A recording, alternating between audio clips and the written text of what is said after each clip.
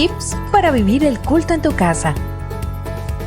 Prepara tu hogar para participar, creando un ambiente propicio. Toma las medidas que sean necesarias para que nada ni nadie puedan interrumpir este momento. Por ejemplo, silenciar tu teléfono. Hazlo con tiempo, sin afán. Prepárate tú también.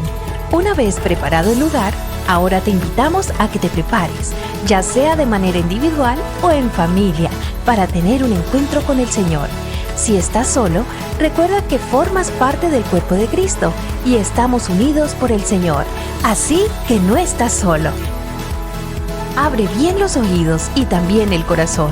Dios nos habla por su palabra, así que abre bien los oídos. Participa activamente de las lecturas bíblicas, las oraciones y los cantos. Invita a los miembros de tu familia a participar. Este es su momento para compartir la fe en el Señor Jesucristo con nuestra familia, reconociendo al Señor con nuestros diezmos y ofrendas. Para la entrega de tus diezmos y ofrendas, puedes comunicarte con la iglesia para indicarte cuáles son los canales abiertos para este propósito.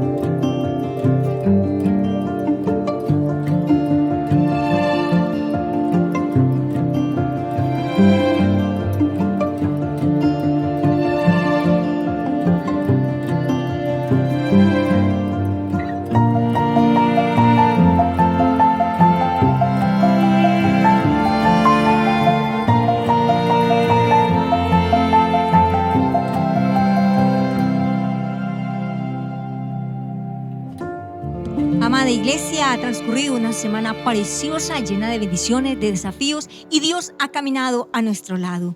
Hoy es el día que hizo el Señor para que juntos exaltemos su nombre santo, allí en casa, en familia, todos junticos glorificando el nombre del Señor. Así que le invitamos para que este espacio sea para usted lo máximo. Disfrutémoslo juntos, que podamos ser ministrados a la luz de la Escritura, de la palabra del Señor, pero que esta primera parte también podamos alabarle, exaltarle con cánticos, bendecir su nombre santo. Acompáñenme en el Salmo 147. Salmo 147. Vamos a esta hermosa lectura que nos hace una invitación. Aleluya, alabado sea el Señor.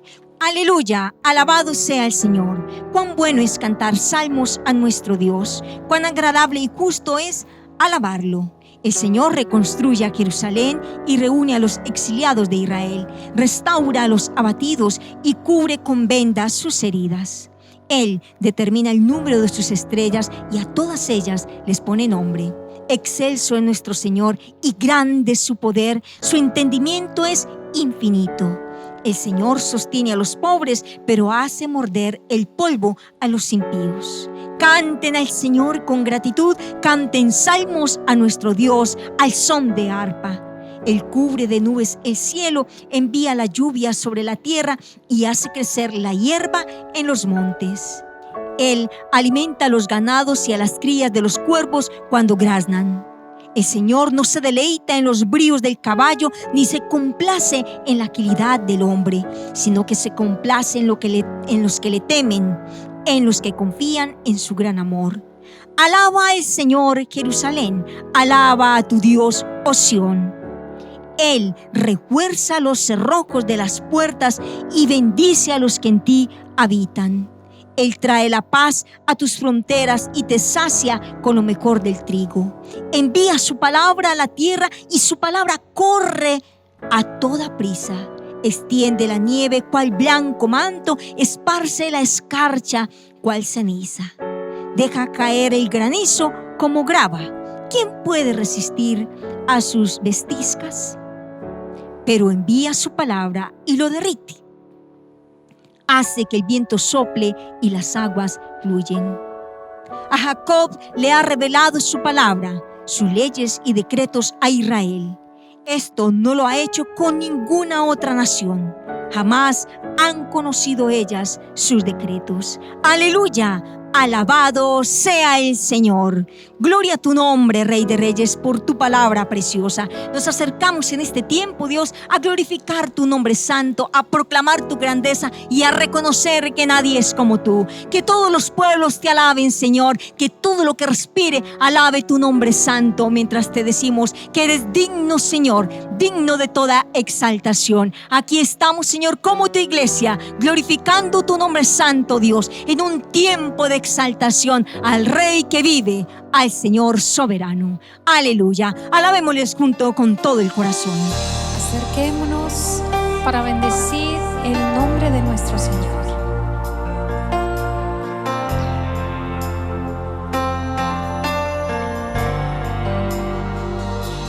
Aquí estás, te vemos mover, te adoraré, te adoraré. Aquí estás, obrando en mí, te adoraré, te adoraré. Vamos juntos. Aquí estás, te vemos mover, te adoraré, te adoraré. Aquí estás, obrando en mí, te adoraré, te adoraré, te llamamos. Milagroso, abres caminos, cumples promesas, luz en tinieblas, mi Dios, así eres tú. Milagroso, abres caminos, cumples promesas, luz en tinieblas, mi Dios, así eres tú.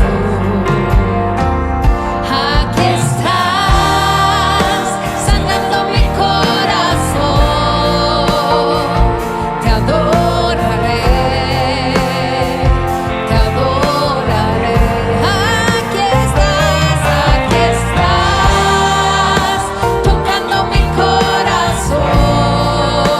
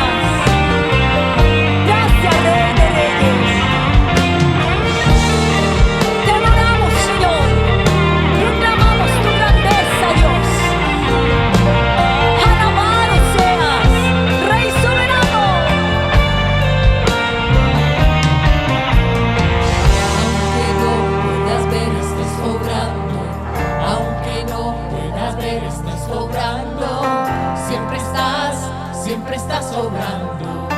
Siempre estás sobrando. Aunque no puedas ver, estás sobrando. Aunque no puedas ver, estás sobrando. Siempre estás sobrando. Siempre estás sobrando. Aunque no pueda ver, estás sobrando. Aunque no pueda ver, estás sobrando. Siempre estás sobrando. Siempre estás sobrando. Aunque no pueda ver, estás sobrando. Aunque no pueda ver, estás sobrando. Siempre estás sobrando. Siempre estás sobrando. Milagroso, abres camino, cumples promesas, luz en tinieblas. Mi Dios, así eres tú. Milagroso, abres camino, cumples promesas, luz en tinieblas. Mi Dios, así eres tú. Milagroso, abres camino, cumples promesas, luz en tinieblas. Mi Dios, así eres tú. Milagroso, abres camino, cumples promesas, luz en tinieblas. Mi Dios, así eres tú. Porque así eres tú. Así eres tú.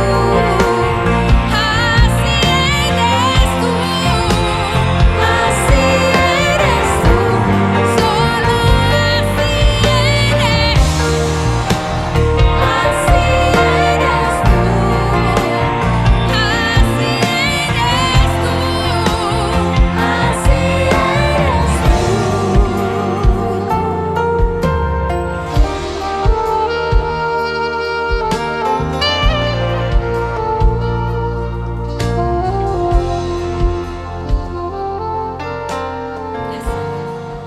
Milagroso, soberano Señor, así eres tú, Dios de poder y de victoria, Señor.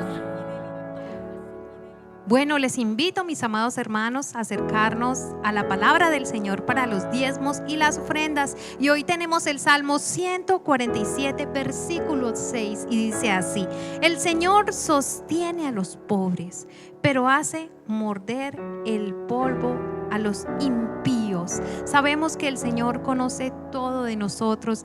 Él es nuestro proveedor. Él es el que nos sostiene en todos los momentos de adversidades. Siempre está allí para sustentarnos. Así es que yo te invito en este momento a que cierres tus ojos y oremos al Señor por nuestros diezmos, nuestras ofrendas. Amado Padre de la gloria, Padre misericordioso y todopoderoso, te damos gracias, Señor, por habernos sostenido durante tanto tiempo, Dios. Te pedimos a esta hora que seas tú nuestro proveedor, que, Señor, nos ayudes a través de tus bendiciones para la extensión de tu reino, Señor, y podamos seguir bendiciendo, Señor, a tu obra, a aquellas personas, Señor, que lo están necesitando, a tu cuerpo, a tus hijos, Señor. A esta hora te damos gracias, Señor. Tú conoces nuestros corazones.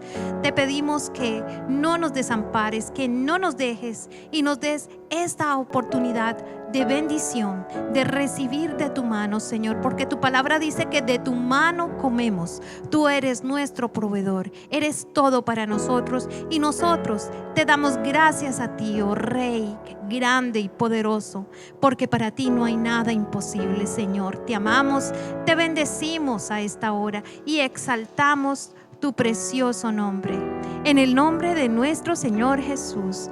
Amén. Te invitamos también que a través de la canasta del amor bendigas a tus hermanos, expresando tu gratitud al Señor. Contágiate de la alegría de dar. Venimos a exaltar tu nombre, oh Señor, en este nuevo día. Gracias por tus maravillas. Aquí proclamamos tu nombre, Señor, y decimos: sí, Señor, con todo el corazón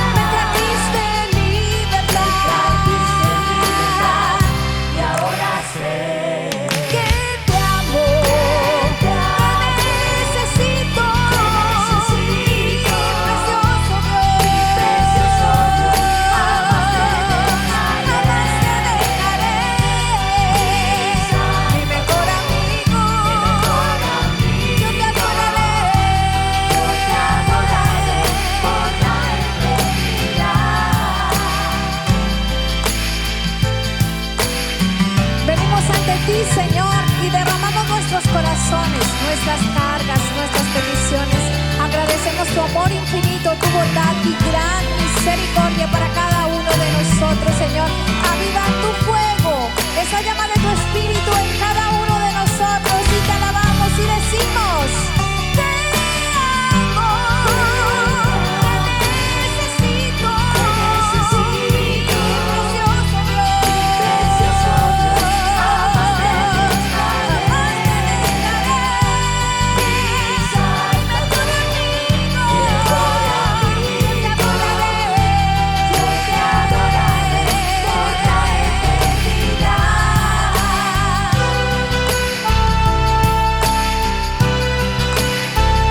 Oh, sí, yo te adoraré por siempre.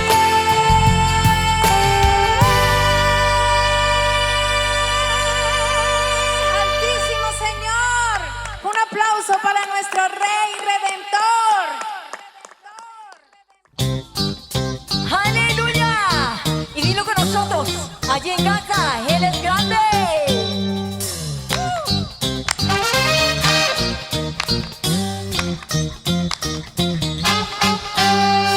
Dios sube a su trono entre aplausos y júbilo.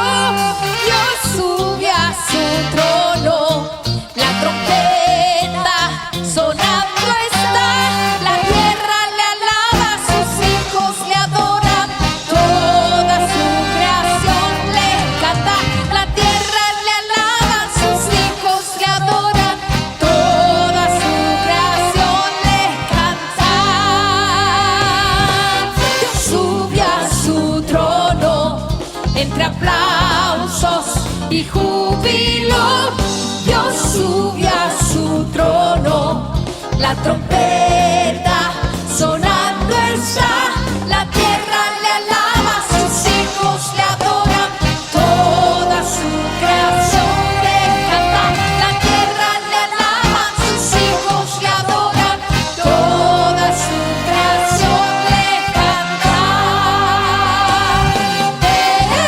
Eres grande, eres el Señor, y toda la tierra te brilla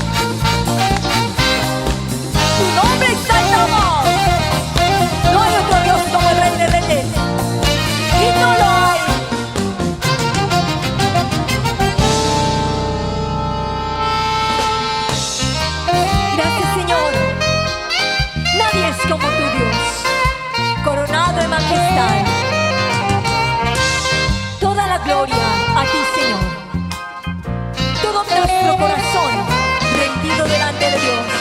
Eres grande, eres el Señor, y toda la tierra le rinde adoración. Tú eres grande, eres el Señor, y toda la tierra le rinde adoración. Eres grande, tú eres el Señor, y toda la tierra te rinde adoración.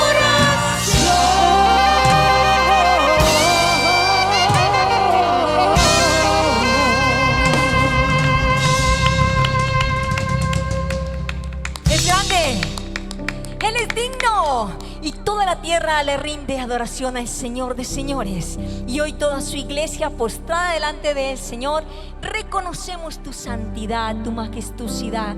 Gracias, gracias, amado Señor. Postrados delante de ti, dispuestos a escuchar el mensaje de tu palabra preciosa. Tu palabra, Señor, que transforma el corazón. Tu palabra que nos dirige y que nos instruye, Dios. Tu palabra, Dios, la veracidad de tu palabra, que es única para el ser humano. Gracias por estar aquí con nosotros. Gracias, Rey de Reyes, por lo que hoy tiene para decirnos. Bueno, mis hermanos, qué oportunidad de nuevo nos brinda el Señor de encontrarnos en torno a la palabra del Señor. Y como lo dije hace 8 días, continuamos abordando esa porción de Santiago que es capítulo 2, versículo 14 al 26. Todo un desafío, lo veíamos hace 8 días con ese acercamiento que teníamos a la fe.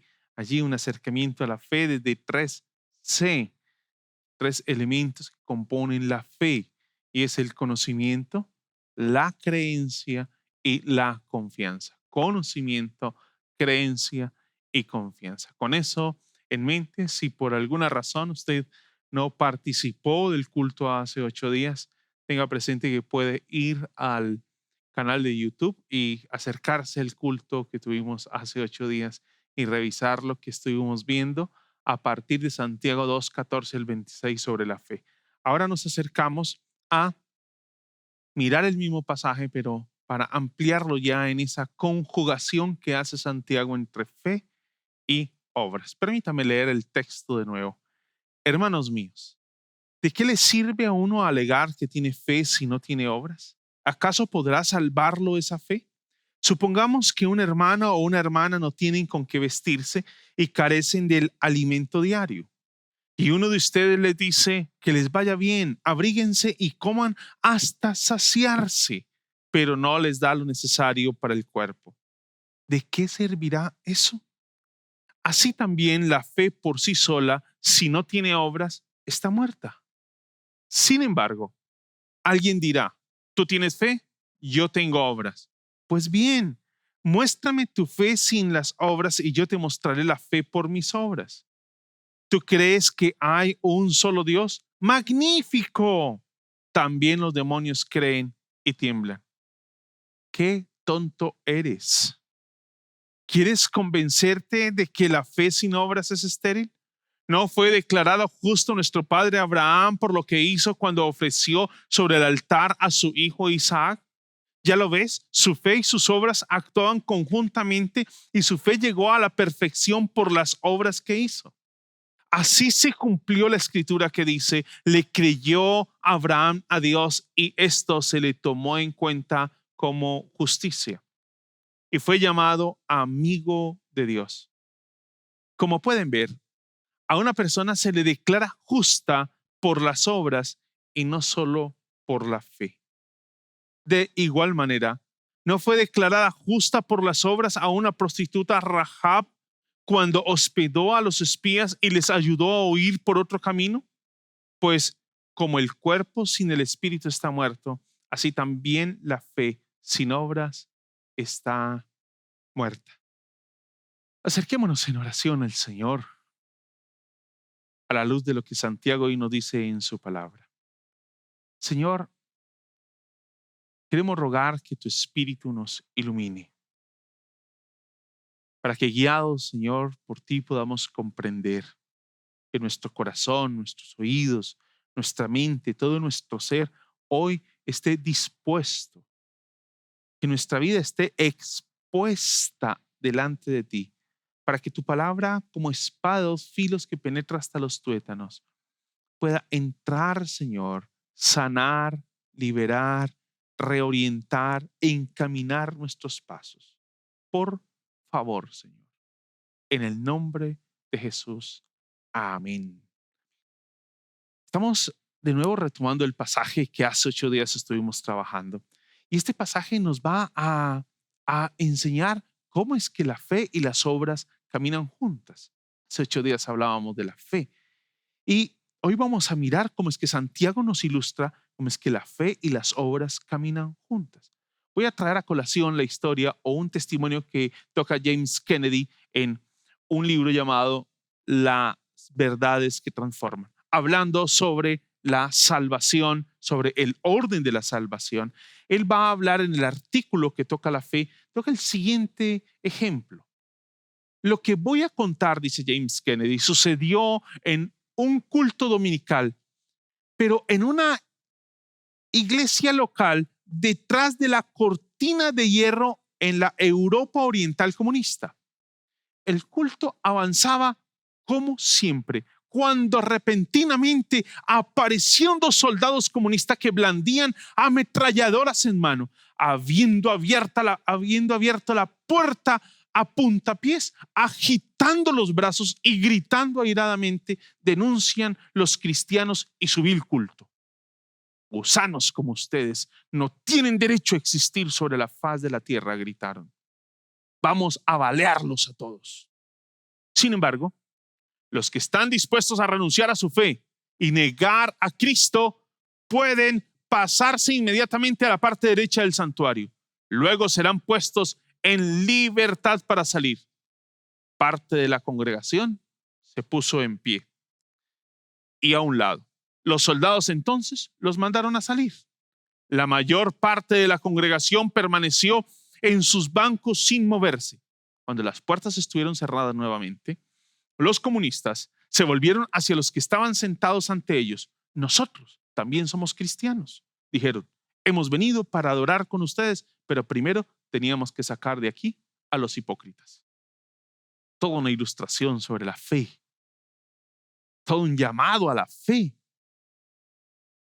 Cuando las personas que acostumbran a hacer inversiones, comprar acciones, consultan a las personas especializadas en el tema, buscan la asesoría correspondiente, tocan las puertas que saben les pueden orientar debidamente y saben que esa operación comercial, esa compra o esa venta que van a realizar es algo que está asegurado por los especialistas, que no hay mucha ambigüedad en sus opiniones, sino que van con mucha firmeza orientándole qué es lo que debe hacer.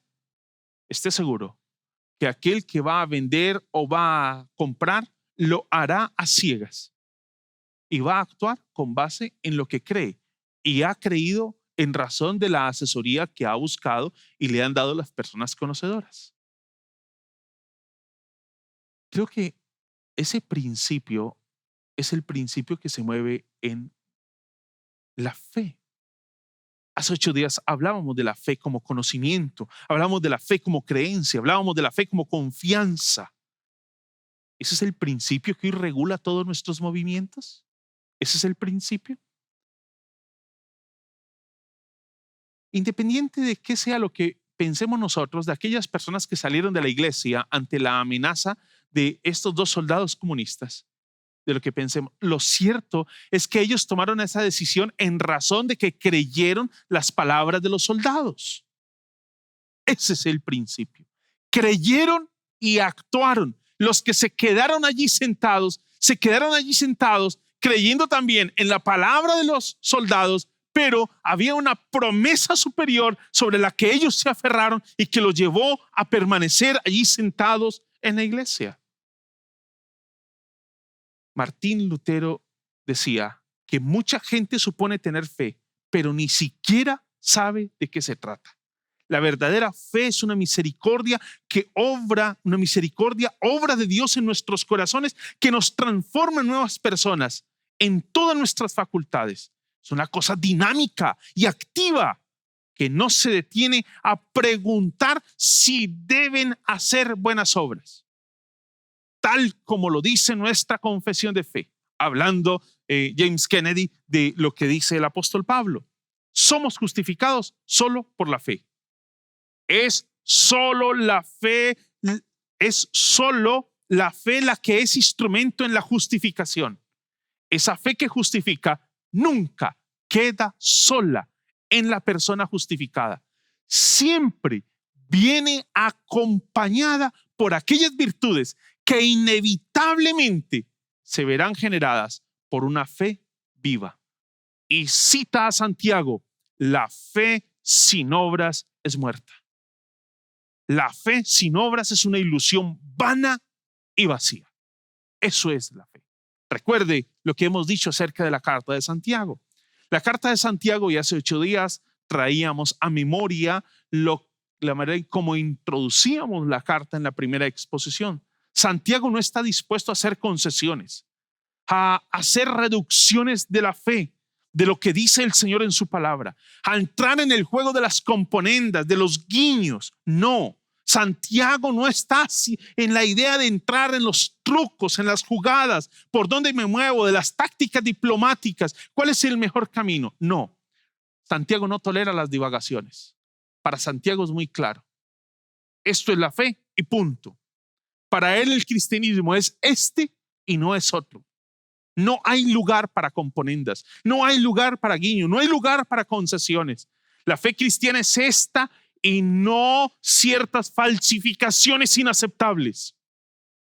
Estoy retomando lo que hace 8 días citaba en la introducción y lo que tomábamos en la primera exposición de Santiago. El cristiano es una persona que hace y no una persona que parlotea sin comprometerse. No estamos reduciendo el cristianismo a meras obras, pero esas obras son la expresión de la fe.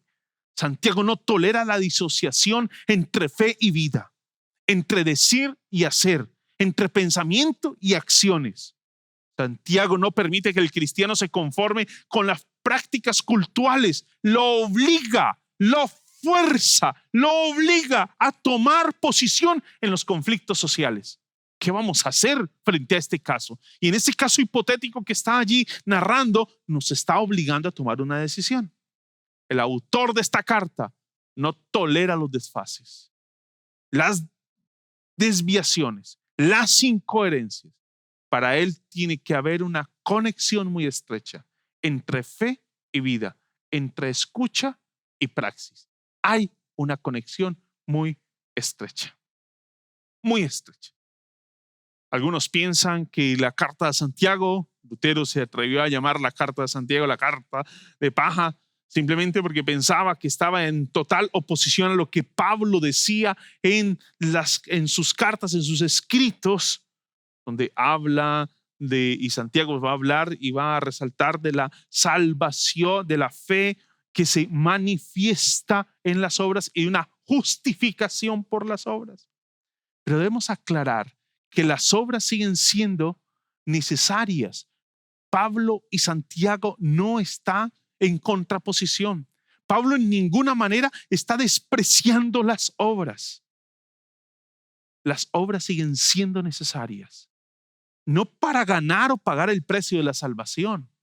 Creo que ni Pablo ni Santiago nos están presentando el asunto de esa manera. Esta ha sido la salvación y ese pago ha sido ofrecido una vez y para siempre en el sacrificio gratuito para nosotros, todo un costo altísimo para Jesús en la cruz del Calvario. Fue allí donde se pagó nuestra justificación. Ese precio aceptado fue la sangre del Cordero de Dios. De manera que no hay una contraposición, simplemente que se nos está llamando a que esa fe que tenemos en Cristo debe manifestarse, debe hacerse visible, debe mostrarse, debe hacerse evidente. Debe hacerse evidente. Barclay, que es un comentarista de el Nuevo Testamento y en sus comentarios uno encuentra una riqueza muy valiosa en cuanto a aspectos tocantes al contexto histórico, social del momento. Él va a decir que en esta carta, en una primera lectura de Santiago capítulo 2, versículo 14 al 26, parece un ataque frontal a toda la teología paulina. Toda persona se justifica por las obras y no por la fe exclusivamente, de acuerdo a lo que dice Santiago. Parece estar en flagrante oposición a la doctrina paulina de la justificación por la fe sola. Pero lo que Santiago está atacando es una mal llamada fe que no tiene resultados éticos. Una mal llamada fe que no tiene resultados éticos.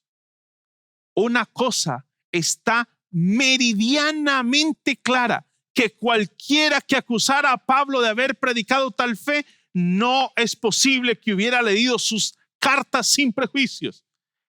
Estas están llenas de exigencias éticas, como ilustra el ejemplo del capítulo 12 de Romanos. Es decir, Pablo también incluye la evidencia de esa fe en una conducta, y creo que Romanos capítulo 12 lo va a ampliar muy bien, lo va a dejar muy claro. No hay para nosotros, al acercarnos a este pasaje, ninguna duda en cuanto al tema que Santiago nos está presentando en esta carta. Hace 8 días partimos de la definición de fe, pero Santiago nos está ahorita en esa repetición que encontramos en este pasaje, nos está haciendo a nosotros un fuerte llamado. La fe por sí sola, si no tiene obras, está muerta. Versículo 17. Versículo 20, la fe sin obras es estéril. Versículo 26, la fe sin obras está muerta. La fe sin obras está muerta. ¿Qué quiere decir que está muerta?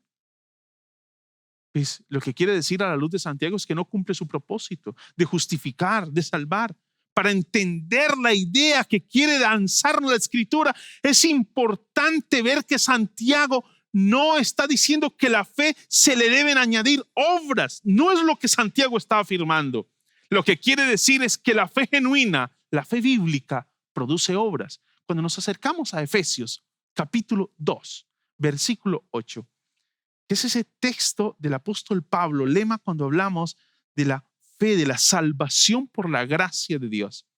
Leemos, porque por gracia ustedes han sido salvados mediante la fe. Esto no procede de ustedes, sino que es regalo de Dios. No por obras para que nadie se jacte. No hay problema y diríamos, bueno, esto puede estar en contraposición con lo que está afirmando Santiago. Pero el versículo 10 dice, porque somos hechura de Dios, creados en Cristo Jesús para buenas obras. Somos hechura de Dios en Cristo para buenas obras.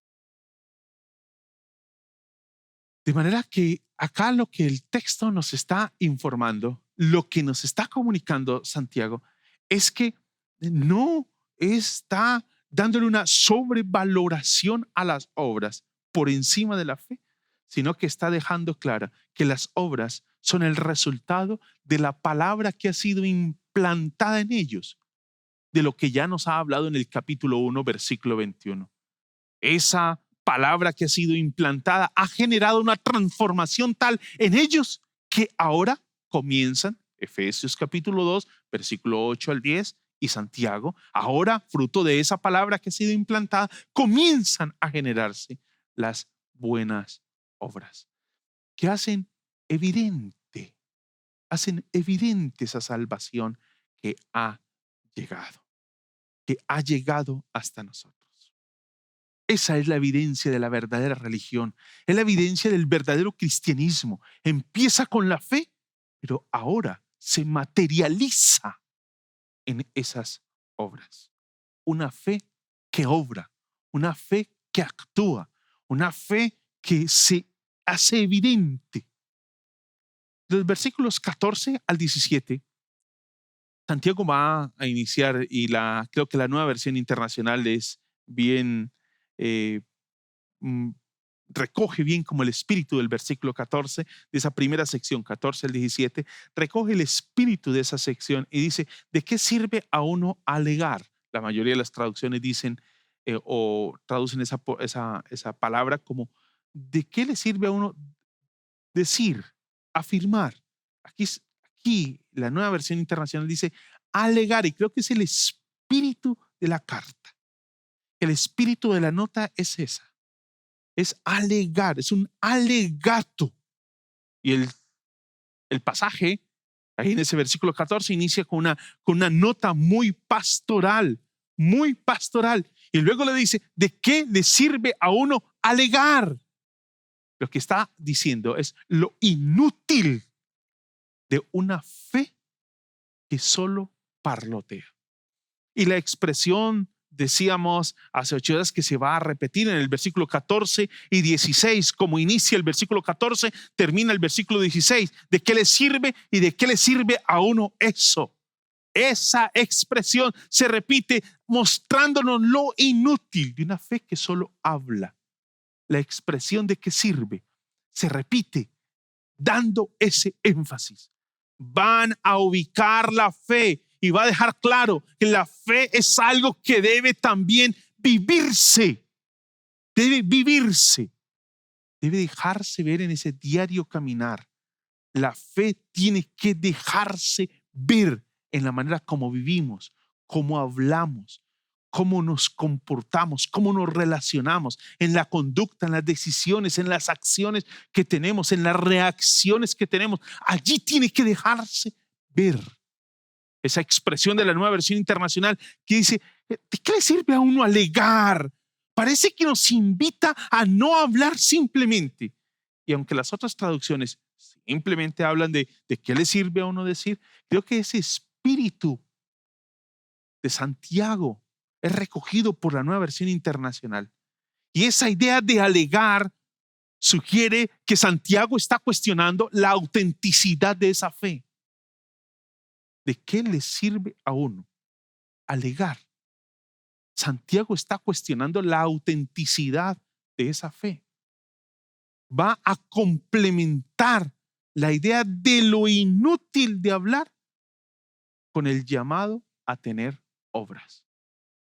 ¿De qué le sirve a uno hablar si no tiene obras? ¿De qué le sirve? ¿De qué le sirve? ¿De qué le sirve? Esa fe, versículo 14, esa fe que solo se dedica a hablar, versículo 14, no está hablando de la fe, ese tipo de fe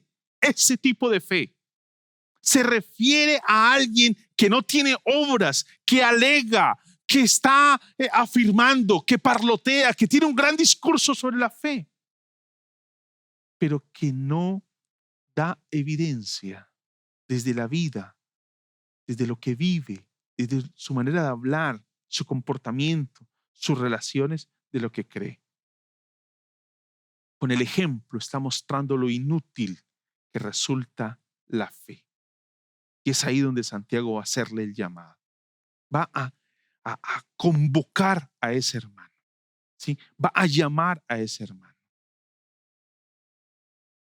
El miembro, el Santiago entabla como un diálogo con un miembro de la comunidad, ¿sí? Con uno de ustedes. Y comienza como en un vaivén, ¿sí?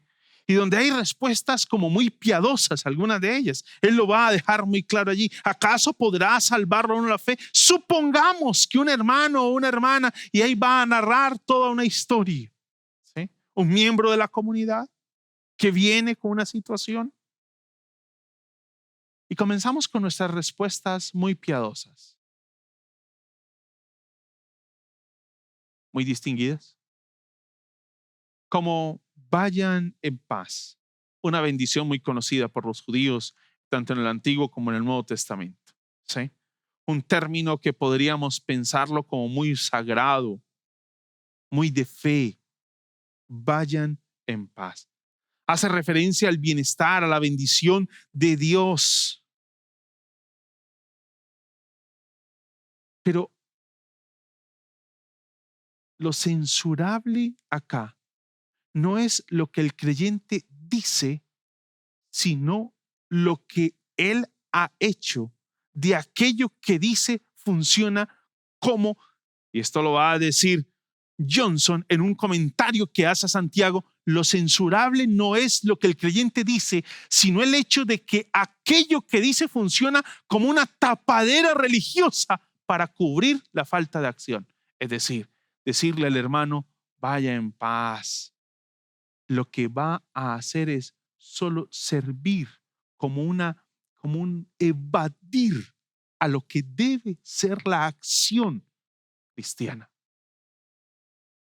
La moraleja del testimonio que Santiago está narrando allí es sencillo. La fe, si no tiene obras, está muerta. Esa es la moraleja. Así, versículo 17, así también la fe por sí sola, si no tiene obras, está muerta. Esa es la moraleja de la historia que acaba de contarles. Es la moraleja. ¿De qué le sirve un alegar? ¿Acaso podrá salvarlo a uno esa fe? Y el versículo 18 al 26, que es la segunda parte del texto, lo que uno va a encontrar allí es un llamado a hacer un test. Santiago está llamando a hacer un test.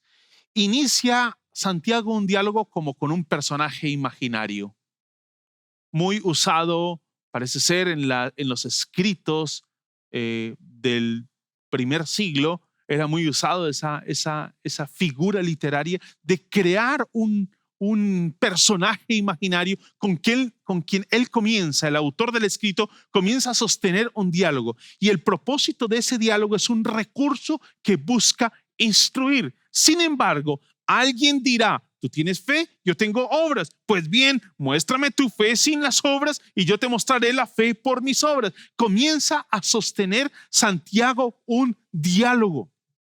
Y el diálogo con ese interlocutor que no está de acuerdo con Santiago, ese interlocutor que Santiago se ha creado, ese personaje imaginario, no está de acuerdo con Santiago. Es alguien que está en tensión con Santiago.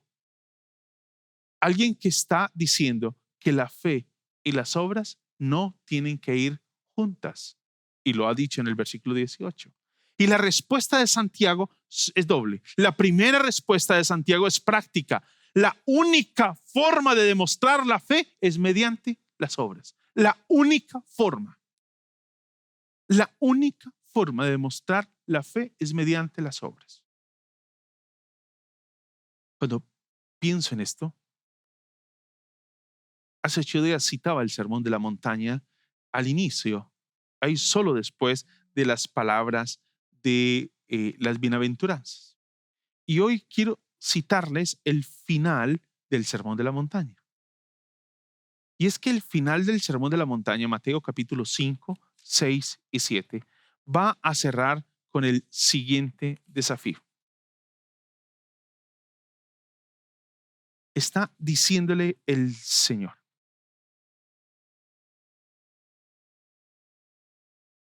es una enseñanza, recuerda, el Sermón de la Montaña es una enseñanza del Señor Jesús, y va a decir lo siguiente.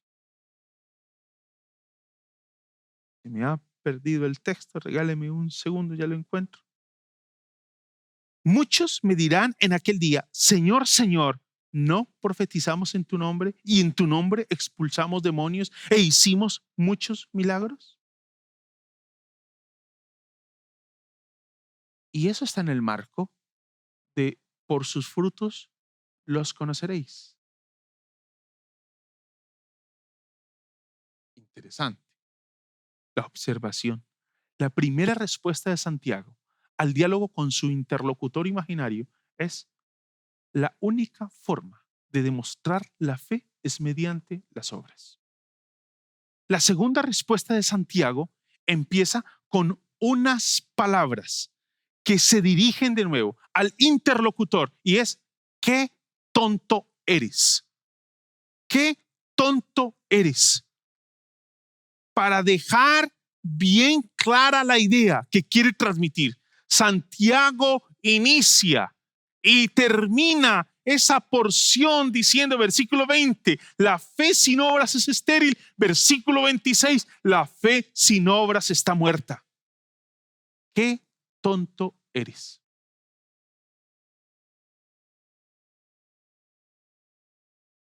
Nosotros, la Iglesia Presbiteriana Cumberland, tiene dentro de su articulado en la confesión de fe un postulado como la Biblia es la única fuente de autoridad en asuntos de fe y conducta. Lo tenemos. Es uno de los postulados.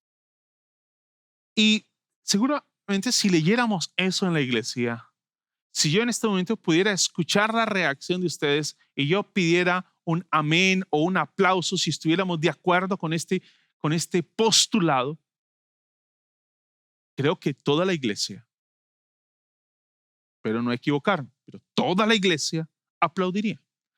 Toda la iglesia diría amén. Porque como iglesia que ha recibido de la reforma protestante ese legado que nos enseña que la escritura es la única fuente de autoridad en asuntos de fe y conducta, afirmamos tal enseñanza. Qué bonito reza eso en nuestra confesión de fe. La pregunta que debemos hacernos, las decisiones que hoy estamos tomando como iglesia, ¿están al pie de esa afirmación?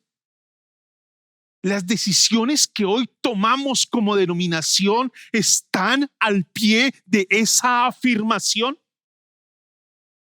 ¿O hemos tenido la gran idea de anexarle a la escritura entonces ahora la voz de la iglesia como un instrumento inspirado también por Dios y complementario a la escritura? De tal manera que nos lleva a pensar que la escritura es algo incompleto, insuficiente, que no está terminado, que no está acabado, que necesita de nuestro complemento. Creo que nuestros dogmas son bien interesantes, porque nosotros somos muy radicales en algunas afirmaciones, pero cuando estas van a la praxis, entonces es cuando comenzamos a diluir el tema. Y ahí es donde entran en esas dos respuestas que da Santiago, a ese interlocutor imaginario con quien ha construido un diálogo. En esas dos respuestas entran los ejemplos de Abraham y Rahab. De Abraham ya estuvimos hablando hace 8 días, ¿sí? Como pueden ver, una persona se la declara justa por las obras y no solo por la fe. Santiago introduce una frase que la dirige directamente a sus lectores en medio de ese diálogo imaginario con ese interlocutor. Le dice, como pueden ver, le está diciendo a toda la iglesia, una persona que se declara justa por las obras y no solo por la fe. Santiago usa el recurso de ese lector imaginario para entrar a argumentar que la fe y las obras son inseparables. Son inseparables. La respuesta de Santiago en el versículo 18, segunda parte, y versículo 19 empiezan con un desafío. Pues bien, muéstrame, es un desafío, muéstrame tu fe sin las obras y yo te mostraré la fe por mis obras. Es todo un desafío. El verbo mostrar que tenemos allí significa hacer visible. Sí, hacer visible, pero también puede significar probar, demostrar.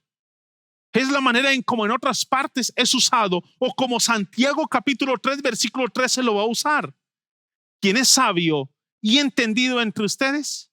Que lo demuestre. Esa palabra demuestre es la misma que tenemos en el versículo 18. Que lo demuestre. El ejemplo de la contundencia del dogma queda muy claro en esa ilustración. Un dogma que no puede negarse. La realidad de Dios es contundente. El dogma es contundente. Aún para los demonios, para el mundo espiritual que es contrario a Dios, el dogma es contundente. Es contundente.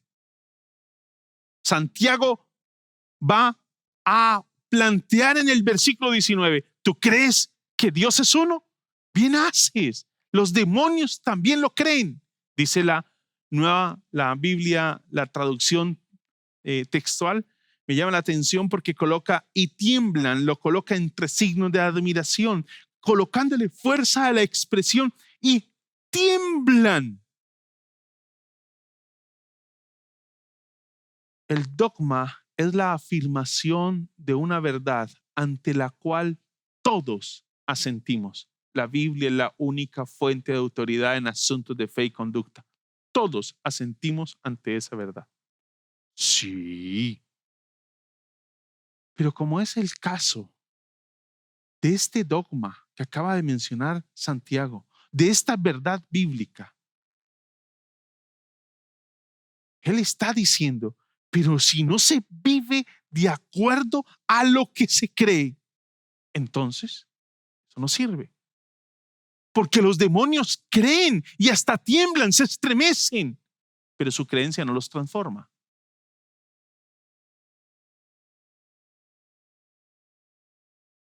Esa manera tan irónica, que es una ironía. Es una ironía lo que tenemos allí. Y el versículo 19 en la Nueva Versión Internacional, la ironía salta mucho más, se hace mucho más evidente cuando a la pregunta dice magnífico.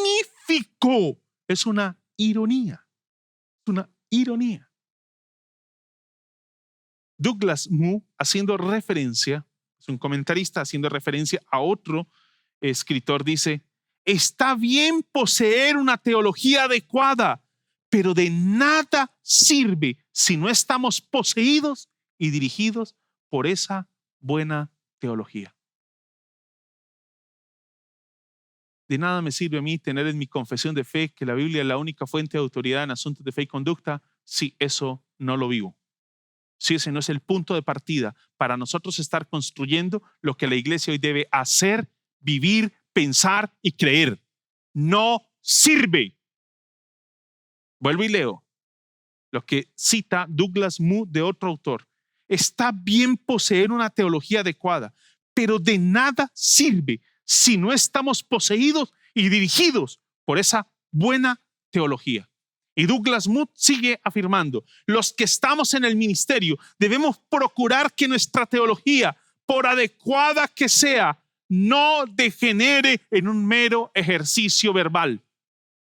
Y esto es un llamado para los pastores. Douglas Moo le hace un llamado a los pastores, a los ancianos, a todo ese cuerpo pastoral al que Pablo se dirigió en Hechos capítulo 20, cuando llamó a Mileto, los ancianos de Éfeso, esa iglesia amada por el apóstol Pablo, y les dice, les encarece que tengan cuidado de la iglesia del Señor.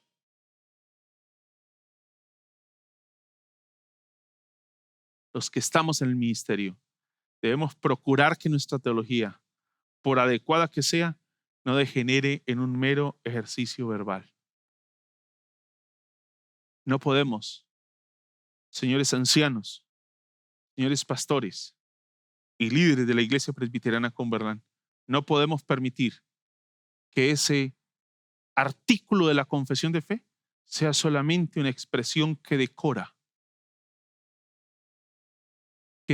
nuestra iglesia. Tiene que ser la pauta de vida para nosotros. Los demonios son una excelente ilustración de una mera confesión verbal. Según Santiago, los teólogos son ortodoxos. Yo no me lo imaginaba. Los demonios son ortodoxos. Tienen la sana doctrina, conocen la sana doctrina, pero están en total desacuerdo con el Shema, Deuteronomio capítulo 6. Pero son ortodoxos, conocen la sana doctrina. ¿Y cuál es la reacción de los demonios? Pues tiemblan, tiemblan, tiemblan de miedo.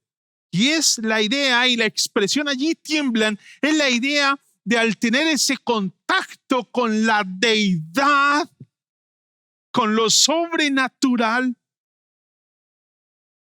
caen en pánico. ¿Sí? Y creo que por eso Santiago va a decir, qué tonto eres. La Biblia Cantera Iglesias va a decir, estúpido. La Biblia de las Américas va a decir, hombre vano, insensato. ¿Qué es un estúpido según el diccionario de la Real Academia? Es un necio, falto de inteligencia. Estúpido habla de estupidez, habla de torpeza notable en comprender las cosas. Torpeza notable en comprender las cosas. ¿Qué es un tonto? Dicho de una persona, falta o escasa de entendimiento o de razón. Es un cabeza hueca, es un vano, es un vacío, falto de entendimiento, ¿sí? Que normalmente recogen, lo que hace normalmente es alguien, es un fracasado intelectual. Es un fracasado intelectual. La idea está hablando de la ignorancia debida a la tosudez, a la dureza de corazón. Es lo que en Proverbios se va a llamar necio. Eso es un tonto aquí en Santiago. Y recuerde que Santiago tiene un paralelismo muy claro con Proverbios. De manera que un tonto acá, un estúpido como lo traduce la Biblia Cantera de Iglesias, es un necio en Proverbios. Es un fracaso. Eso es lo que va a decir. ¿Sí? ¿Quieres convencerte que la fe sin obras es estéril? Entonces viene el caso de Abraham, del cual hablábamos hace 8 días y creo que fue ampliamente expuesto, o por lo menos fue suficientemente expuesto, y podemos allí dejarlo y usted puede seguir meditando y recoger otros elementos allí importantes dentro de la reflexión, uniendo lo que hablábamos hace 8 días y lo que hoy estamos retomando de nuevo del pasaje. Lo cierto es que la fe estimula a las obras. La fe estimula las obras. Eso es lo que nos va a dejar claro el pasaje.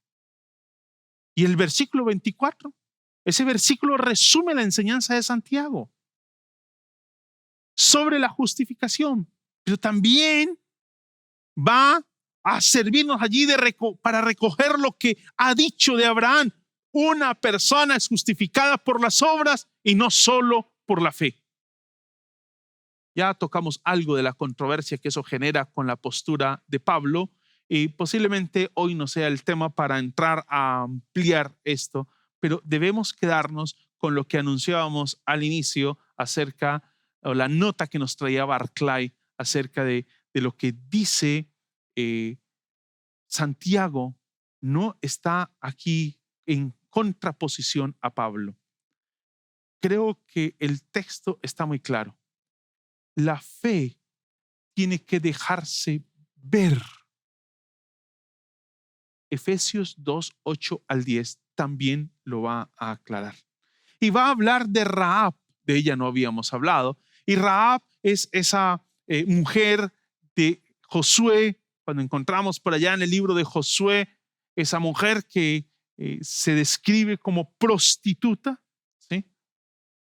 De igual manera no fue declarada justa por las obras aún la prostituta Rahab cuando hospedó a los espías.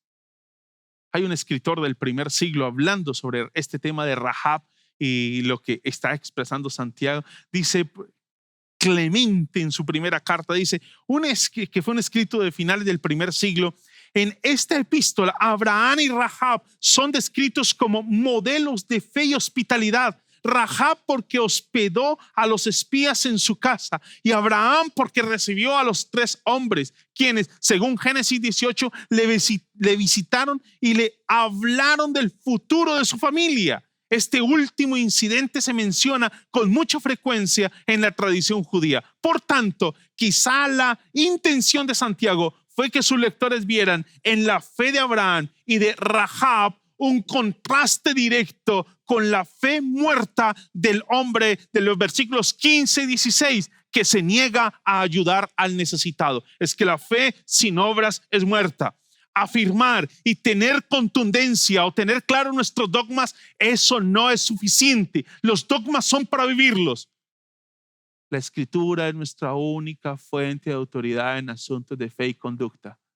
¿Qué hace la Iglesia Presbiteriana Cumberland buscando fuentes externas para definir sus postulados de fe? ¿Qué hace la Iglesia Presbiteriana Cumberland buscando fuera de lo que ha constituido y ha definido como su única fuente de autoridad, ahora referentes para tomar decisiones en relación a lo que debe creer? ¿Y por qué le ha anexado a la Escritura otros aspectos? Santiago en su respuesta está dejando claro, ¿sí? Él cierra el pasaje reiterando la idea central. La fe sin obras está muerta. La fe sin obras está muerta. Cuidado, iglesia, que no tengamos nosotros la ortodoxia de los demonios. Esa no es la ortodoxia que el Señor espera de su iglesia. Cuando le preguntó en ese final o en ese cierre que el Señor Jesús hace a la parábola del juez injusto y la viuda, y dice, hallará fe en la tierra, no está hablando a la fe de los demonios, a la ortodoxia de los demonios. Está hablando a la fe de la que hablábamos hace 8 días. Una fe que tiene conocimiento, una fe que es creencia y una fe que es confianza, una fe que es sumisión, una fe que vive a la luz de lo que afirma, una fe que se enmarca su pensamiento, su hablar, sus acciones, sus reacciones y aún sus omisiones están definidas por su fe. Tenemos que dejarlo allí, pero le quiero invitar para que usted, por favor, siga retomando el tema. ¿Qué es el llamado del Señor para su vida en este pasaje? Invito para que incline su rostro. No se levante todavía, cierre sus ojos. No apague su dispositivo. Siga allí. ¿Qué es el llamado del Señor para usted hoy? Es posible que hagamos una reducción de este pasaje diciendo que el llamado es a la generosidad. Eso sería una interpretación que nos llevaría a reducir el contenido de la enseñanza. La lección del Señor es más allá de la generosidad. Una fe sin obras es muerta.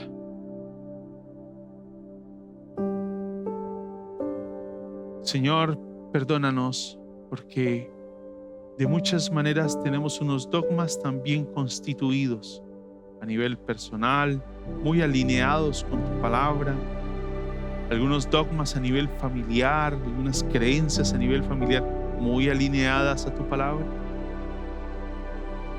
Tenemos, Señor, unos dogmas, unos principios y unos artículos de fe en la iglesia muy alineados con tu palabra, pero que hoy solo son artículos de decoración, Señor, para la fe, para la vida cristiana, para el cristianismo. Hoy solo se exhiben como diplomas en un mural. Hoy solo se exhiben como diplomas en un mural. Señor, ayúdanos. Que la fe podamos nosotros mostrarla en las obras. Que cuando el mundo nos vea, nuestras acciones hablen tan fuerte de ti y de tu palabra, que a veces hasta pueda llegar a ser innecesario el discurso de la fe. pero que haya en nosotros una fe no manoseada, unos dogmas no manipulados, no alterados, sino firmes. Estamos en tus manos. Que tu gracia nos ayude y nos dirija en el nombre de Jesús. Amén. Mis hermanos, hemos terminado así la sección de Santiago capítulo 2, versículo 14 al 26. Una enorme enseñanza acerca de cómo la fe y las obras caminan juntas, cómo la fe sin obras es muerta, es inútil, cómo nuestros postulados de fe son solamente artículos de decoración si no son llevados a la vida, cómo nuestros libros pueden condensar lo que la iglesia por toda su historia ha confesado, pero si no los vivimos son solamente artículos de decoración de nuestra cristiandad. Que Dios nos ayude. Un abrazo, mis hermanos. No se levante de allí sin tomarse un café, compartir con los suyos un pan de bonito y dejar que el Señor en ese diálogo también siga enseñándoles. Que la gracia de Dios les acompañe y que esta sea una semana colmada de bendiciones. Dios sube a su trono entre aplausos y júbilo. Dios sube a su trono, la trompeta sonando está, la tierra le alaba, sus hijos le adoran, toda su creación le canta, la tierra le alaba, sus hijos le adoran, toda su creación le canta. Dios sube a su trono entre aplausos y júbilo. Dios sube a su trono, la trompeta sonando está.